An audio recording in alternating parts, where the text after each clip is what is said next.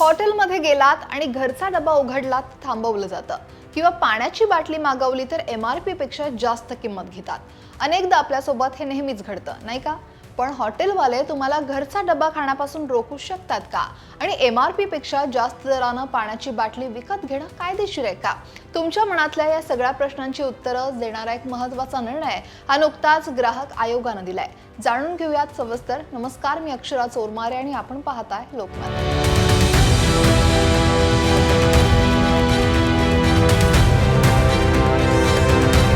आपण अनेकदा बाहेर हॉटेलमध्ये जातो, कधी लहान मुलांसाठी तर कधी आरोग्याच्या कारणांमुळे तर कधी फक्त खर्च वाचवण्यासाठी आपण घरून जेवणाचा डब्बा घेऊन जातो। पण हॉटेलमध्ये गेल्यावर तिथले कर्मचारी आपल्याला घरचा डब्बा खाण्यापासून रोखतात। आपल्याला वाटतं की ही हॉटेलवाल्यांची मनमानी आहे, पण थांबा। मुंबई उपनगर जिल्हा ग्राहक तक्रार निवारण आयोगानं नुकताच यावर एक महत्त्वपूर्ण असा निर्णय दिलाय। आयोगानं स्पष्ट केलंय की कोणत्याही रेस्टॉरंटमध्ये किंवा हॉटेलमध्ये बाहेरचं अन्न खायला मनाई करणं हे त्या हॉटेलच्या धोरणाचा भाग आहे। याला सेवेतील त्रुटी किंवा अनुचित व्यापार पद्धत किंवा चुकीचं असं मानता येणार नाही।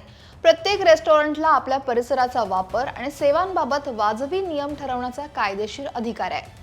तर झालं काय, कुर्ला इथल्या एका रहिवाशानं पुण्यातील ताथवडे परिसरातील मालवण तडका सी फूड किचन अँड बार या हॉटेल विरोधात ग्राहक संरक्षण कायद्याअंतर्गत आयोगाकडे तक्रार दाखल केली होती।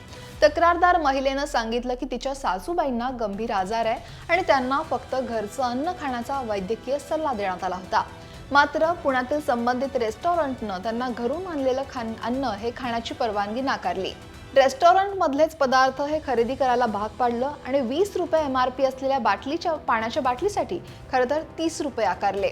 दरम्यान आयोगानं इथं या महिलेचा दावा पूर्णपणे फेटाळून लावताना नमूद केलं की तक्रारदारानं सादर केलेला पॅथॉलॉजी अहवाल फक्त प्रयोगशाळेतला निष्कर्ष दाखवतोय।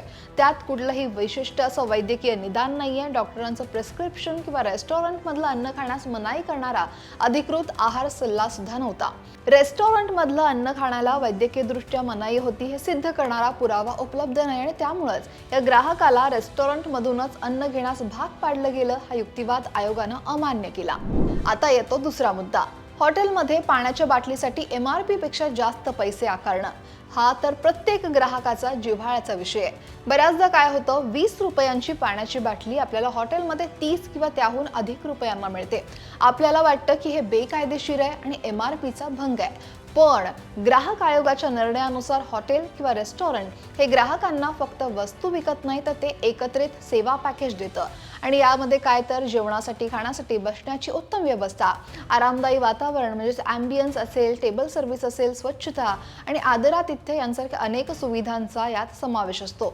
ग्राहक फक्त पाण्याची बाटली खरेदी करण्यासाठी रेस्टॉरंटमध्ये जात नाहीत, तर तो तिथल्या एकूण सेवेचा लाभ घेण्यासाठी जातो आणि त्यामुळेच हॉटेलनं पाण्याच्या बाटलीवर MRP पेक्षा जास्त पैसे घेणं हे सेवेतील त्रुटी किंवा अनुचित व्यापार पद्धत मानली जाणार नाही। आता असं होत असताना ग्राहकांनी नेमकं काय करावं? तर या सगळ्या निर्णयांमधून एक गोष्ट स्पष्ट होते की हॉटेल्स आणि रेस्टॉरंट्सना त्यांचे नियम ठरवण्याचा आणि त्यांच्या सेवांसाठी योग्य शुल्क आकारण्याचा कायदेशीर अधिकार आहे। आयोगानं शेवटी एक अत्यंत महत्त्वाचं मत सुद्धा मांडलंय की कोणत्याही रेस्टॉरंटची सेवा घ्यायची की नाही हे सर्वस्वी ग्राहकांनी ठरवायचे आणि म्हणूनच हॉटेलमध्ये जाण्यापूर्वी त्यांचे नियम आणि किमती तपासा। जर तुम्हाला हॉटेलचे नियम किंवा किमती मान्य नसतील तर तुमच्याकडे इतर पर्याय निवडण्याचा पूर्ण स्वातंत्र्य आहे। त्यामुळे या निर्णयाविषयी तुमचं मत काय आहे? कमेंट नक्की करा आणि लोकमत सबस्क्राइब करायला विसरू नका।